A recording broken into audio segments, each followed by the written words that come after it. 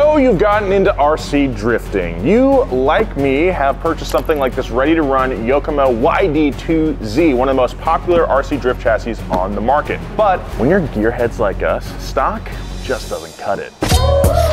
Just like with real cars, there are millions of upgrades for these cars to modify them to your heart's desire. Today, we're gonna build both high and low car with their respective components and put them head to head here at the competition track here at Super G. Oh God! Dude, you talking is not helping. Does more expensive mean more better? Today, we're gonna find out. On a 1/10 scale. Here on High Team, I've got my boy Jeremiah here to help me assemble this high RC car. Neither of us have really ever done this before, and all of my instructions are in Japanese. But luckily there's pictures on here. Justin is here to help out, but this is a very small space for even two hands. But Justin did do something very important yesterday that we'll reveal a little later. So let's get right into it. The biggest difference in high and low car will be this Shark conversion kit. This kit is made of anodized aluminum and carbon fiber upper and lower decks. It costs $360. This will overhaul all the suspension bits, the hubs, the knuckles, the control arms, and we will essentially have a whole new chassis when it's complete. Low car will be retaining the ready-to-run chassis. I don't envy High Team because that seems like a lot of work. Hey, where's my other control arm shaft thingy? Where was it? In front of you. My electronics are in place. Next up is the springs. I gotta choose which springs to use. I think I'm probably gonna use not a full stiff in the rear, but a little softer because it is pretty heavy. I just took the stock suspension off my Yokomo here, and you can see it's a plastic shaft inside of a plastic kind of housing. It looks pretty ugly compared to the sweet $80 coilovers on high car. Yeah, made out of all machined aluminum, and that's actually got fluid in there, thanks to me putting it in there. I'm not gonna be surprised if these leak. After all, I put them together. Okay, so we are getting down there. We've got a lot of the suspension and the purple parts installed. So now it's time to get into the electronics. High car will be getting a $185 AccuVance fledged motor for smoother throttle control, faster top speed, and aluminum housing for better heat dissipation. Oh, looks pretty cool. So why would someone spend $185 on this? Bring in Joe, he's one of the owners of Super G. Good to see you again, man. Hey, nice to see you guys. Thanks for having us. The stock motor that has little brushes inside that will wear out over time, and that's something that you will have to always fix. The nicer motors, this is a maintenance free, so you don't have to do anything. It has a sensor board, so it's kind of like a cam angle on a real car. Okay. It knows where the motor is, so it's a smoother power delivery. Dude, this thing's coming together. No time flat. So I'm about to install the receiver for our transmitter, which Jerry's pulling out of the bag right now, and I haven't seen it yet. Look at that. That's a pretty nice one. Oh, baby. Oh, and check this out. You get to do it again. Oh, look how ergonomic. Let me handle it. This one is on 4G, so just like a cell phone. So the connectivity of this is super fast. Another upgrade that high car is getting that low car is missing out on is an electronic speed controller, or ESC.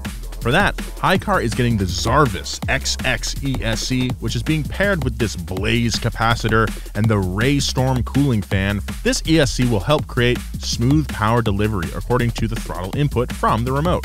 And the Blaze capacitor gives short-term power delivery to the electronics instead of having to travel all the way through the electrical system to pull power from our full-size battery. And the cooling fan, well, it cools the ESC. We're getting dang close. Now, the way that steering is controlled on RC cars is by way of what's called a servo. Low car is going to be getting a Power HD R12, while high car is going to be getting this Futaba CT701 servo. Now, this thing is so expensive because it's fully programmable, meaning can mimic any servo on the market. That's something that almost gives me a little concern. While this is obviously the better part, I don't know if I'm going to be able to make the most of it or not. Look at that. That's on there. That's on there. Boom. Ooh. Damn, that's fast. Oh, really? Jesus.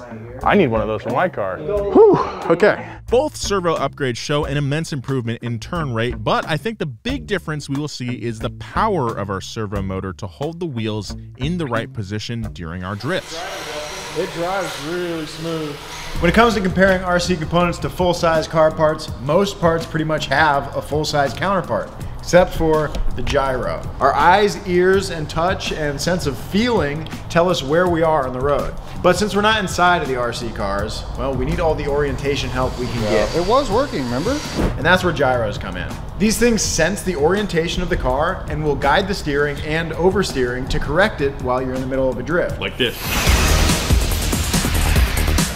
Exactly. Just So like it's this. doing some of the counter steering for you. Over on Low Car, we have this $45 Power HD G1 Drift Gyro. And for High Car, we bought this $130 Futaba GYD 550. It reacts and yeah, keeps you from spinning out basically. It drifts for you. All right, now that we've seen ours in action, let's see how High Cars goes. No. Yeah, Don't, relax, shut up. everyone calm the down. Back off. Back the hell up out of here. Listen, we'll show you in a minute. Now that all the electronics are in and dialed in, thank you, Joe, for all your help on that. I'm gonna get some zip ties and clean this up, make it look nice. We'll put the spine back on and then move on to the body. Justin spent all day yesterday painting Low Car's body.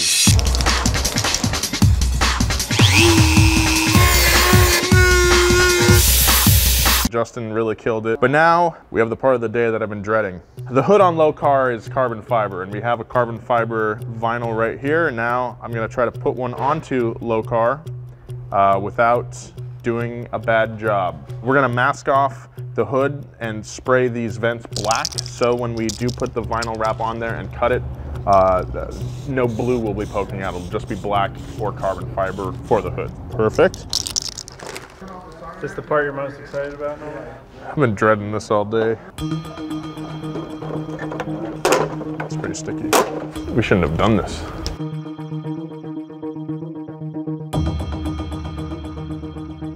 Oh yeah, look at that. Man. For my first one, I think I did okay. I get a C, you know?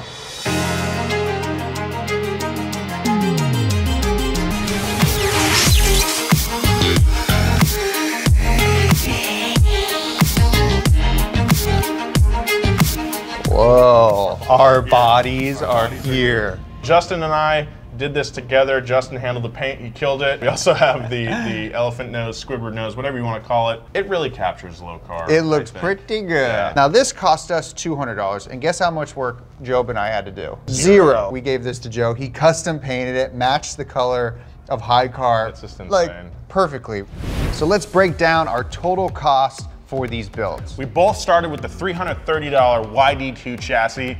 Low Team added a $50 servo, a $45 gyro, $20 springs, and a $40 battery with a $150 remote for a total of $635.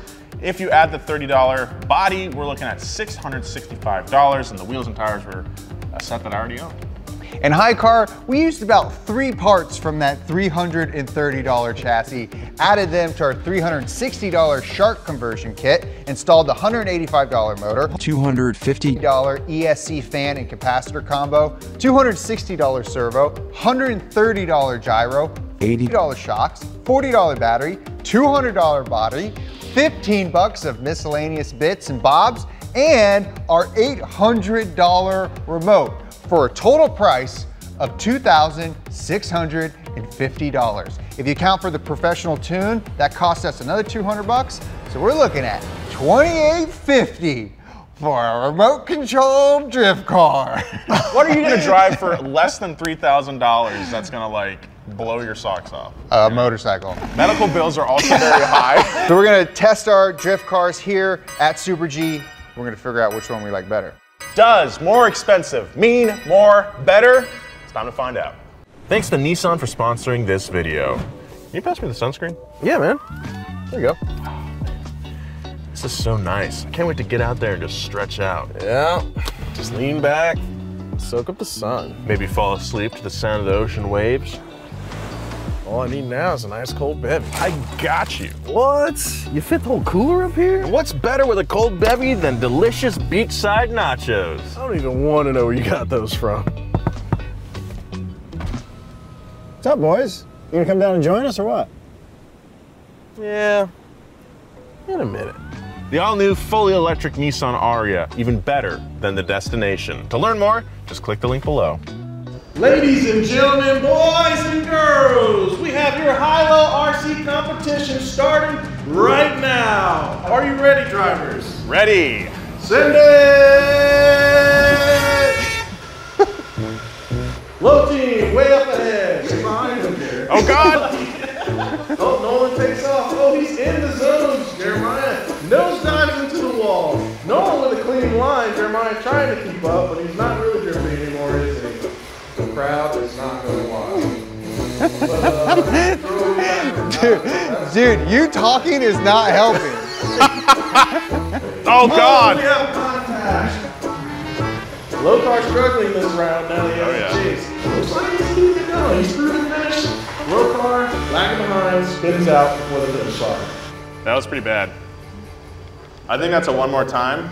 All right, so the boys poisoned me and I had diarrhea on the day that they got to drive these RC cars, so I didn't get to enjoy them with them, but now the diarrhea is all cleared up and I've got both cars here at Donut and I'm gonna get to drive them to see if I can tell a difference between high car and low car. I got high car in my hands, I'm not gonna lie to you, it feels pretty sweet. The way this is like just so easy to control is honestly mind-blowing. Like right out of the box, I was just doing donuts, which is awesome. I'm surprised to see this big of a difference. I really thought that, you know, the cool parts are nice and everything, but I didn't think the difference would be this big. It's a lot of things coming together, obviously, but I think the remote is a big thing. You get really low latency, so it's super responsive. The motor in this thing is very good and the turbo mode works really well. So when you need a little extra boost, it's right there. You just pull throttle and it goes. But I also think that you can't really underestimate the quality of the setup from the guys at Super G. You know, they've been doing this for a long time, so they know the ideal setup in terms of suspension and alignment and everything. This one is dialed in. Okay, I got low car out. I am surprised. It feels way less like smoothly controllable. And you can even see the wheels, the steering wheels kind of moving more, where the other one is so planted. I'm assuming that's probably got to do with the gyro and the servo. This is my first time driving low car. And all right, listen, it's good. It's like better probably than any of our personal ones, but it's way worse than high car. Yeah. Well, and that confirms for me that in this case, more expensive does mean more better. But let's see what the pros can do with these cars. All right, we have our professional drivers behind the wheel of both high and low car. We are going to do tandem runs and decide once and for all which car is ready for the professional circuit. All right, gentlemen, are you ready? Starter, ready. Ready! Set, go! Low team, heading off. High car tucked in. Wow, what a tandem! Let's see them go into the judging zone. High car lagging just a touch behind, but hanging on to low car's rear end there. Into that second judging zone. Low car straightens out, but they go into the S's. High car right behind low car. At risk of being passed. They're side by side. Into the final judging zone. Oh, low team spins out and high car crosses the line.